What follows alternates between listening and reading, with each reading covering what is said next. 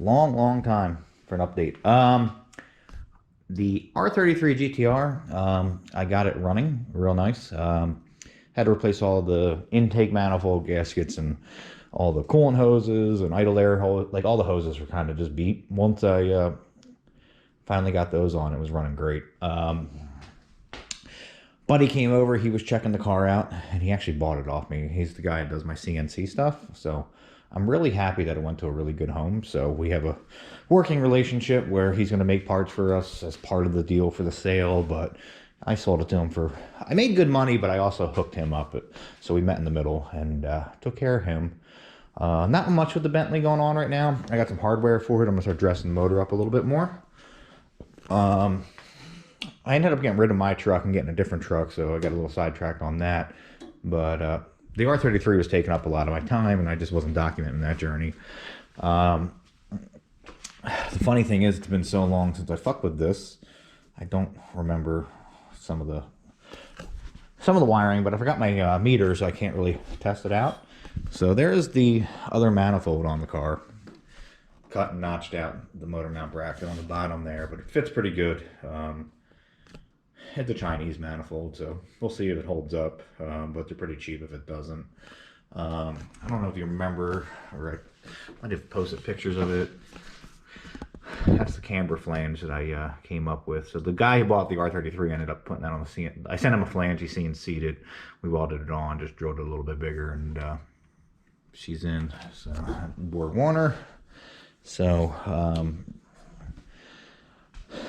some of the updates on this is I sold the Power FC and the AEM True Boost off of this, going with the Haltech system. So what I'll be doing is controlling the cooling fan by the ECU, the trans fan by the ECU with the transmission line temp sensor.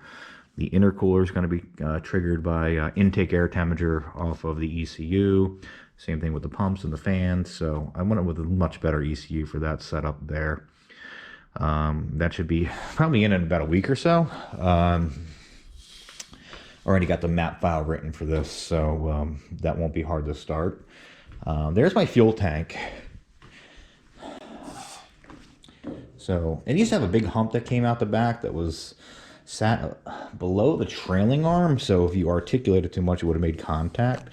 So I dropped this off, or I pulled it out. My buddy took it to work and chopped the back of it off and welded that plate in there. Let me drop this down. Probably took about 2 gallons out of it. I don't know how many gallons this actually holds. Just a little dirty. It's not rusty or nothing like that. Just it needs to be cleaned up. So I'm going to clean it up and paint it. The initial process was to put an S13 sending unit in it. But I can't do that no more. I was going to shorten an S13 sending unit down, and I think it might be upstairs, but I have one for it. But this is the patrol sending unit, which is basically the same top hat. It's like an S13 style. So they cut and welded the supply and return, and because the factory tank used to be in the back, and so the lines would go here for the that was the return, and the feed used to be back there. We chopped it off. And then in doing so, I had discovered there's a big trap door in here with the corners notched out so that when fuel goes to the back, it fills the back section up. When the fuel returns, it's on that side of the plate. So fuel returns and constantly fills that up, and then when you like go down on a hill, it takes a long time to fill the big part of the tank up. So it's basically like a surge tank built into that. So what we're going to be doing is, instead of doing an internal pump, I'm doing an external pump, which is this guy here. Oh, my fitting's on the ground. And an AN fitting. I just don't know where this is going yet, because I can't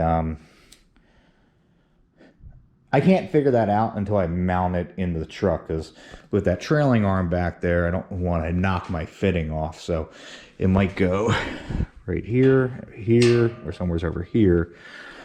But I'm doing the big AEM inline pump. It's actually an in-tank or inline pump. It functions both ways. It's the 50, 1005. I don't remember the liter per hour on there. I want to say it's 400. A lot bigger than like a Walbro 460, but I wanted to mount it externally, and I didn't want to spend $1,000 on something absolutely insane. But you can see it's heavy too, and I'll be running it on a 8AN outlet with an 8AN inlet through a filter, but a 6AN outlet. I'm just going to run this thing on 6AN. So I bought the Vibrant fittings to match it up, because they provide the 8 outlet fitting with a check valve in it. Not really concerned about the check valve, but yeah. So what I'm going to be doing is I'm going to be doing a -8 through an 80 micron pre-filter into the pump, out of the pump, up to the rail on a 10 micron filter. So that way it's like double filtered. I was just cleaning up my garage and everything. So I got to get this situated. So I got to actually get this under the car, under the truck, mocked up, just try to. So I bought it's in the house right now, but I got a mounting bracket for that fuel pump, like a nice aluminum one with a rubber sleeve. So we'll be able to mount that wherever I decide to put it. I just don't know where I'm putting it yet. My fuel lines are connected to the hard lines already, so I'm good all the way to the back. And then I just got to get the intercooler figured out now, and that intercooler cooling system. But and then I don't really have much wiring over there. It's like I probably got 2 nights worth of wiring once I get the ECU here, just testing everything, and then I can actually throw the battery and everything in it and get it going. But one of the things I can't remember right now is, like, I don't know if I have battery cables for the alternator or the starter right now, so I might have to run more cables. So this isn't enough. This is just for my fuses and everything, but I think what I'm gonna have to do is do a second battery cable right to the battery, or not the battery, to the starter, and then probably jump from the starter terminal up underneath to the alternator terminal. The factory alternator plug is here, so that wiring is existing. Let me see if I can pull it out. I was looking at it earlier and I was like, Jesus Christ, this is small.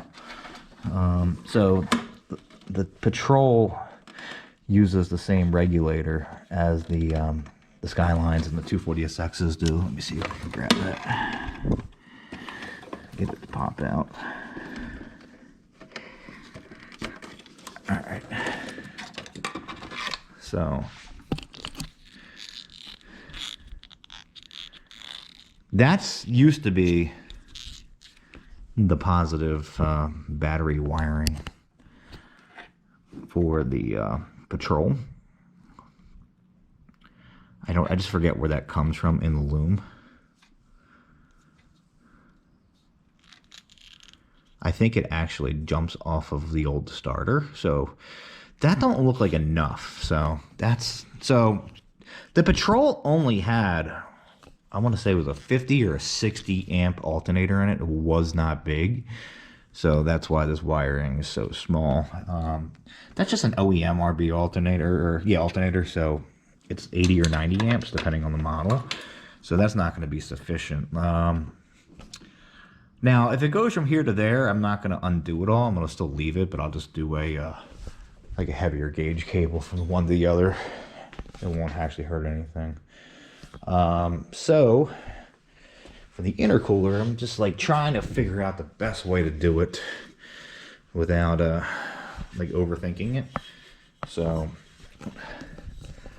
I kind of want to do this all in aluminum and then just have one coupler on the throttle body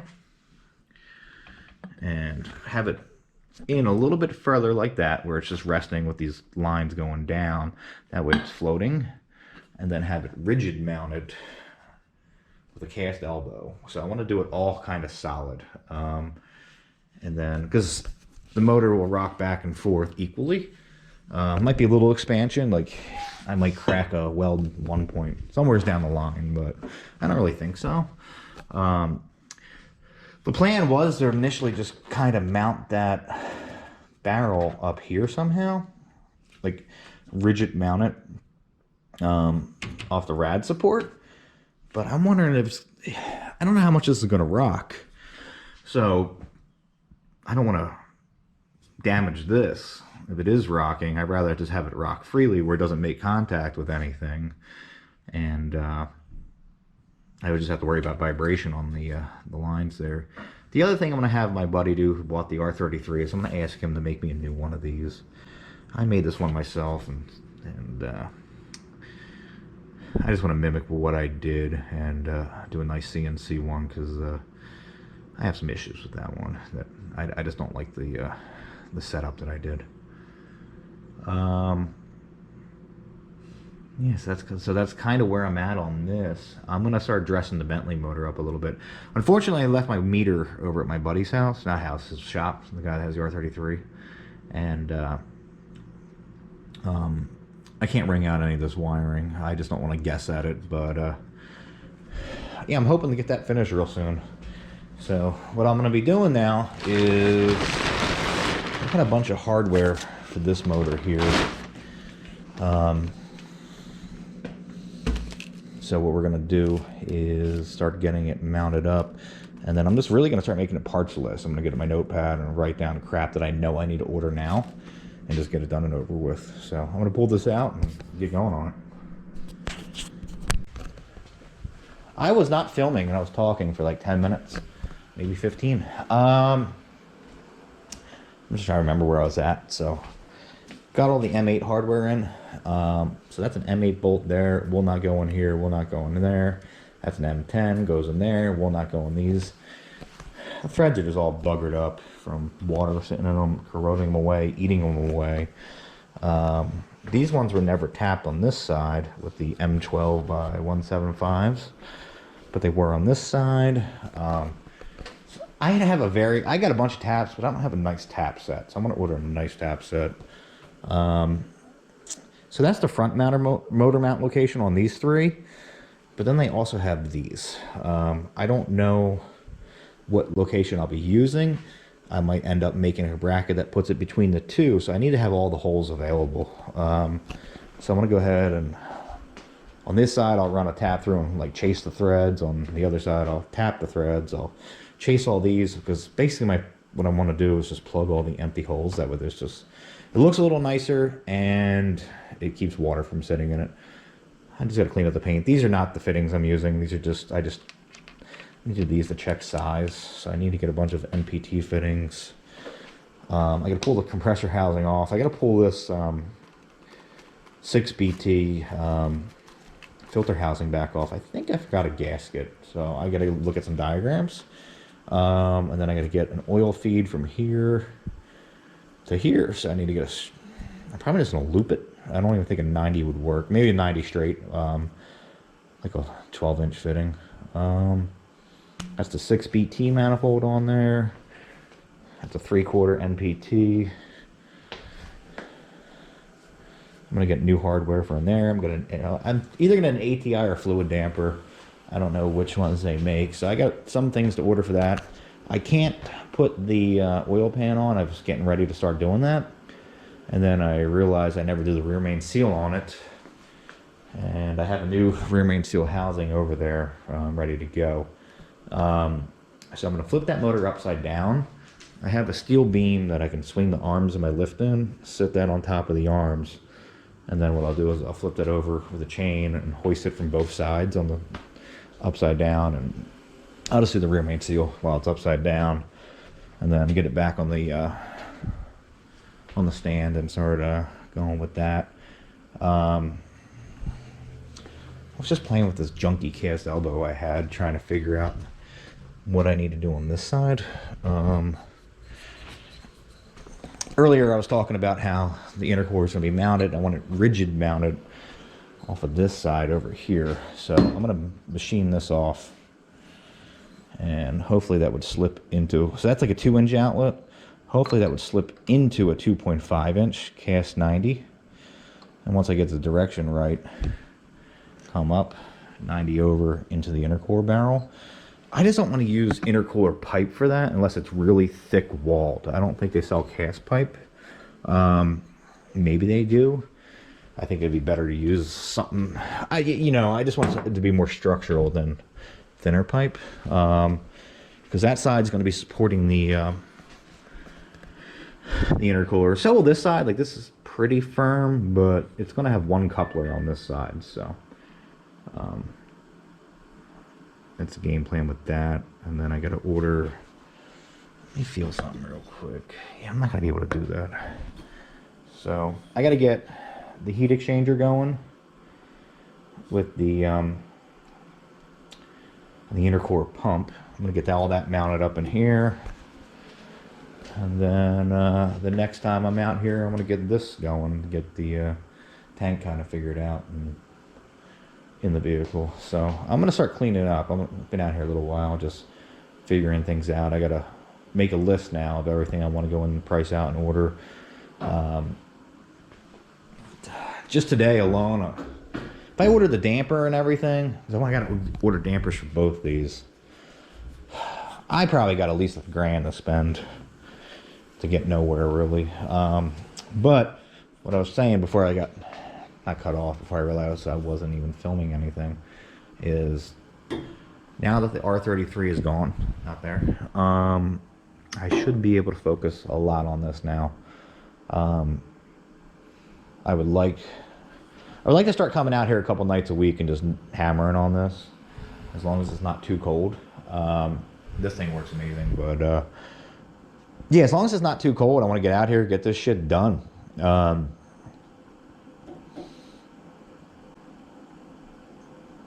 There's no reason I shouldn't have this up and running by the springtime. Just gonna pull some wires and clean up, finish some wiring, and get the fuel system in, get the drive shaft shortened up, and this one can be ready to fire up. I'd like to get this motor just finished. That way that's ready to go, and then that way I can actually send the 2 transmissions out to get turned into 1 transmission. And that would require me, like that's when I commit to the Bentley. So that basically it comes into the garage as a full running car, and motor and trans get pulled, and transits go down, and one comes back, and try to sell that Bentley motor. I would like to think that I can get $2,500 for that all day long. And then really just starting swinging this fucker in there. Once it got in and got running, that would be cool. But the biggest obstacle in that car is going to be getting the brakes to work.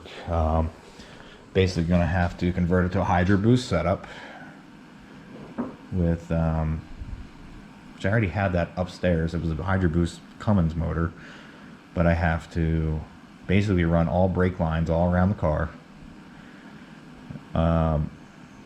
retrofit like a different master cylinder, and like just get rid of all that stupid Bentley brake system. And once that's done, they could stop, then I could focus on like steering and suspension. Like, it's gonna work, it's just all beat up. So try to figure out how to get air ride on it. But this is gonna be a long-term project. Like, the Bentley it'll be done. Like, I would love to go out and cruise that thing right the fuck right now, but I'm gonna be realistic on that. Like, I know right when the car gets running, I would like to get it in and driving without stopping. Like, I'd like to go down the driveway once and then be like, all right, now we can focus on everything else. Like, brakes would be one, and then try to figure about like going about suspension without spending a ton of money. On that car, like, the ball joints and everything are rebuildable, so that's kind of cool, but they're still very expensive. But like, you can rebuild the front ball joints for about, like, all of them for about $500. Shocks, like, I don't know what kind of shocks they are. They don't cross-reference with anything. I'm definitely not going to buy new ones. So basically, I might have to just build adapters to use like some kind of like a truck shock, or like something off of a big heavy sedan, like a different vehicle. with, you know, a different set of coil springs or something, and put an airbag on top of a coil spring maybe. Like, that's the type of stuff, like, I need to get it off the car and really look at it and get an understanding of how it works. But it'll be fun. Let's just get there first. So I'm perfectly content where I'm at now. This would be more important. Get this up and running, get it driving, get it nice and detailed, and then send it out for interior, because seats and everything are in really good shape, but it's really just the door panels that are beat on this thing. Like, they're just worn out. This, like, fake leather or whatever the hell it is peeling up. So I'll just drop it off to get the door panels done, and that's really all it needs. All right, I'm out of here.